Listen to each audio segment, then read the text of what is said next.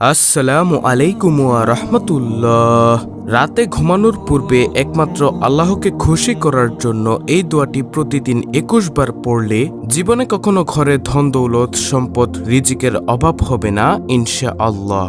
এটি পরীক্ষিত শক্তিশালী নবীজির শিখানো একটি দোয়া। অনেকেই এই দোয়ার আমল করে ফলাফল পেয়েছেন, আলহামদুলিল্লাহ। আপনিও বিশ্বাস করে এই দোয়ার আমল করুন ইনশাআল্লাহ। যদি হালাল খাদ্য খেয়ে থাকেন, হারাম থেকে বেঁচে থাকেন, তাহলে অবশ্যই ফলাফল পাবেন। দৃঢ় বিশ্বাস রেখে একমাত্র আল্লাহকে খুশি করার জন্য আমি যে নিয়মে বলবো সেই নিয়মে আমলটি করুন। ইনশাআল্লাহ আপনার অভাব দূর হবে, আপনার ঋণ পরিশোধ হবে। আল্লাহ রাব্বুল আলামিন স্বয়ং নিজে নিজ কুদরতি হাতে সাহায্য করবেন। আপনি কৃষিকাজ করলে, চাকরি করলে চাকরির মধ্যে আল্লাহ আপনাকে সাহায্য করবেন। কৃষিকাজের মধ্যে বরকত দিয়ে আপনাকে সাহায্য করবেন। অভাব অনটন দূর করে দিবেন ইনশাআল্লাহ। মহিলা মা বোনেরা, ঘরের মধ্যে যদি আমি যে নিয়মে বলবো সেই নিয়মে যদি এই আমলটি করতে পারেন, তাহলে তার স্বামীর ইনকামের মধ্যে, সন্তানের ইনকামের মধ্যে আল্লাহ বরকত দিবেন, অভাব দূর করে দিবেন।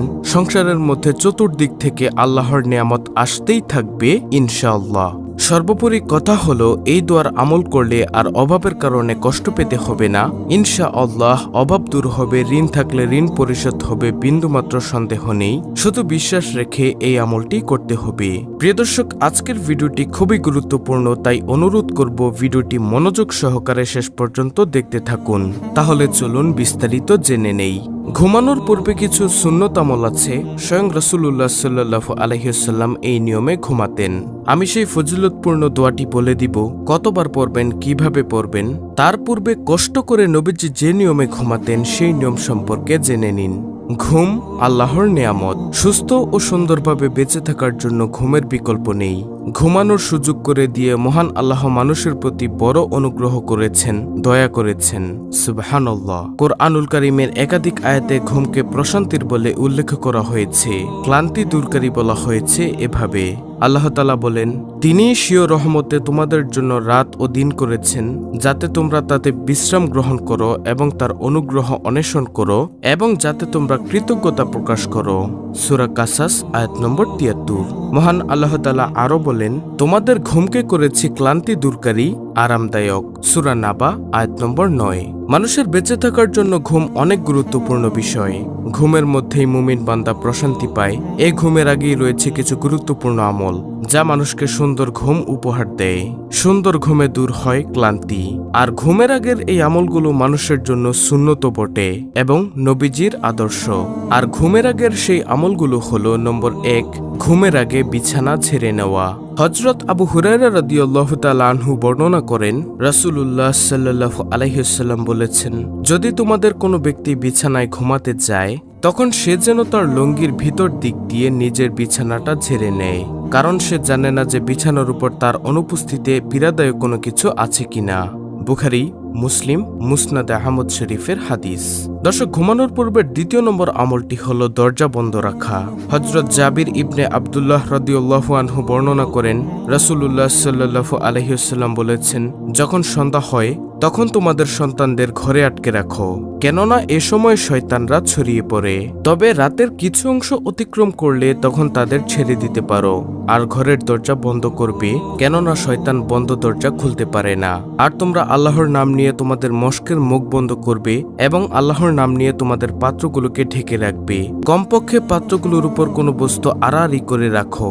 আর শয্যায় যাওয়ার সময় তোমরা তোমাদের প্রদীপগুলো নিভিয়ে দিবে। বুখারী শরীফের হাদিস। তারপরে ঘুমানোর পূর্বে তৃতীয় নম্বর আমলটি হলো ওযু করা। হযরত আয়েশা রাদিয়াল্লাহু তাআলা আনহু বর্ণনা করেন, নবী সাল্লাল্লাহু আলাইহি ওয়াসাল্লাম যখন জানাবাতের অবস্থায় ঘুমাতে ইচ্ছা করতেন, তখন তিনি লজ্জাস্থান ধুয়ে নামাজের ওযুর মতো করে ওযু করে ঘুমাতেন। দলিল বুখারী শরীফের হাদিস। তারপরে ঘুমানোর পূর্বের চতুর্থ নম্বর আমলটি হলো আয়াতুল কুরসি একবার পাঠ করা। বুখারী শরীফের হাদিস। রাসূলুল্লাহ সাল্লাল্লাহু আলাইহি ওয়াসাল্লাম ঘুমানোর পূর্বে আয়াতুল কুরসি পড়তেন। তারপরে পঞ্চম নম্বর আমল, ডান কাত হয়ে শোয়া। হযরত বারআ ইবনে আজিব রাদিয়াল্লাহু তাআলা আনহু বর্ণনা করেন, রাসূলুল্লাহ সাল্লাল্লাহু আলাইহি ওয়াসাল্লাম যখন নিজ বিছানায় বিশ্রামে নিতে যেতেন, তখন তিনি ডান পাশের উপর ঘুমাতেন। বুখারী শরীফের হাদিস। তারপরে ঘুমানোর ষষ্ঠ নম্বর আমল, সতর ঠিক করে ঘুমানো। হযরত বাহজ ইবনে হাকিম রহমতুল্লাহি আলাইহি তার বাবা ও দাদার সূত্রে বর্ণনা করেন, আমি প্রশ্ন করলাম, হে আল্লাহর রাসূল সাল্লাল্লাহু আলাইহি ওয়াসাল্লাম, আমাদের লজ্জাস্থান কতটুকু ঢেকে রাখবো এবং কতটুকু খোলা রাখতে পারবো? রাসূলুল্লাহ সাল্লাল্লাহু আলাইহি ওয়াসাল্লাম বললেন, তোমাদের স্ত্রী ও দাসী ছাড়া সবার দৃষ্টি থেকে তোমাদের লজ্জাস্থান হেফাজত করবে। তিনি আবার প্রশ্ন করলেন, পুরুষরা একত্রে অবস্থানরত থাকলে? তখন রহমাতুল্লিল আলামিন বললেন, যতদূর সম্ভব কেউ যেন আবরণীয় স্থান দেখতে না পারে তুমি তাই করো। আমি আবার প্রশ্ন করলাম, মানুষ তো কখনো নির্জন অবস্থায়ও থাকে। তখন নবীজি বললেন, আল্লাহ তো লজ্জার ক্ষেত্রে বেশি হকদার। ইবনে মাজাহ শরীফের হাদিস।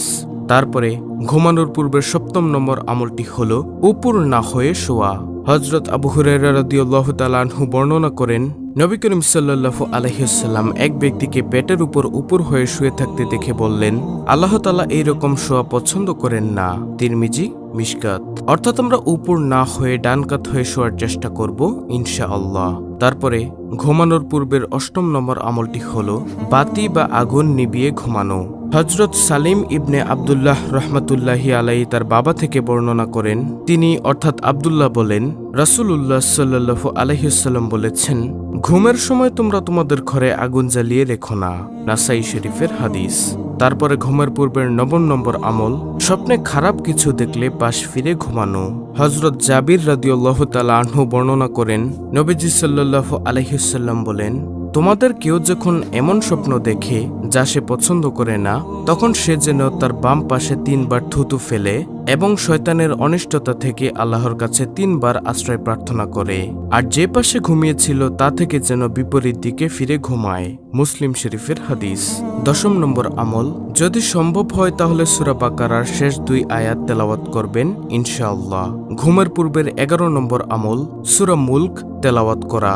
নবীজি সাল্লাল্লাহু আলাইহি ওয়াসাল্লাম বলেছেন, যে ব্যক্তি নিয়মিত সূরা মুলক তেলাওয়াতের আমল করবে সে কবরের আযাব থেকে মুক্তি পাবে। সুবহানাল্লাহ। তিরমিজি শরীফের হাদিস, মুস্তাদরকে হাকিম। ঘুমের পূর্বের 12 নম্বর আমল সূরা নাস, সূরা ফালাক ও সূরা ইখলাস পড়া। হযরত আয়েশা রাদিয়াল্লাহু তাআলা আনহা বর্ণনা করেন, রাসূলুল্লাহ সাল্লাল্লাহু আলাইহি ওয়াসাল্লাম প্রতি রাতে যখন ঘুমাতে যেতেন তখন নিজের উভয় হাত একসঙ্গে মিলাতেন, তারপর সূরা ইখলাস, সূরা ফালাক, সূরা নাস পড়তেন এবং উভয় হাতে ফু দিতেন। তারপর দেহের যতটুকু অংশ সম্ভব হাত বুলিয়ে নিতেন। তিনি মাথা, মুখমণ্ডল ও শরীরের সামনের অংশ থেকে শুরু করতেন। তিনি এরূপ করতেন 3 বার। দলিল বুখারী শরীফের হাদিস। ঘুমানোর পূর্বের 13 নম্বর আমল সূরা ফাতিহা ও সূরা কাফিরুন পড়া। সূরা কাফিরুন রাতের বিশেষ আমল হিসেবে পরিচিত। হাদিসের একাধিক বর্ণনা এসেছে, এক সাহাবী রাসূলুল্লাহ সাল্লাল্লাহু আলাইহি ওয়াসাল্লামের কাছে আরজ করলেন, আমাকে ঘুমের আগে পড়ার জন্য কোনো একটি দোয়া বলে দিন। তখন তিনি সূরা কাফিরুন পড়তে আদেশ দেন এবং বললেন, এটা শিরক থেকে মুক্তিপত্র। সুবহানাল্লাহ। দলিল আবু দাউদ, তাবরানী শরীফ, তাফসিরে ইবনে কাসির। প্রিয় দর্শক, ঘুমানোর পূর্বের 14 নম্বর আমলটি হল সুবহানাল্লাহ 33 বার, আলহামদুলিল্লাহ 33 বার এবং সবশেষে আল্লাহু আকবার 34 বার পাঠ করা। তারপরে প্রিয় দর্শক, সর্বশেষ ঘুমানোর পূর্বের 15 নম্বর আমলটি হল ঘুমের দোয়া পড়া। হযরত হুযায়ফা রাদিয়াল্লাহু তাআলা আনহু বর্ণনা করেন, রাসূলুল্লাহ সাল্লাল্লাহু আলাইহি ওয়াসাল্লাম রাতে নিজ বিছানায় শোয়ার সময় নিজ হাত গালের নিচে রাখতেন, তারপর বলতেন, আল্লাহুম্মা বিসমিকা আমুতু ওয়াহিয়া। দর্শক, দোয়াটি আমি আবার বলছি, আল্লাহুম্মা বিসমিকা আমুতু ওয়াহিয়া। অর্থ, হে আল্লাহ, আপনার নামেই মরি, আপনার নামেই জীবিত হই। প্রিয় দর্শক, এতক্ষণ ঘুমানোর পূর্বে সুন্নত আমল সম্পর্কে জেনেছেন, আলহামদুলিল্লাহ। এখন শুনুন কোন দোয়াটি কতবার ঘুমানোর পূর্বে পড়লে আল্লাহ নিজ কুদরতি হাতে সাহায্য করবেন ইনশাআল্লাহ।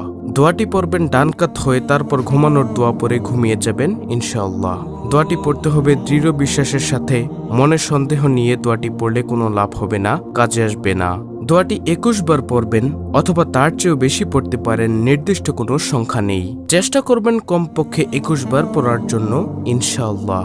দর্শক, দোয়াটি তিরমিজি শরীফের 3565 নং হাদিসের মধ্যে রয়েছে।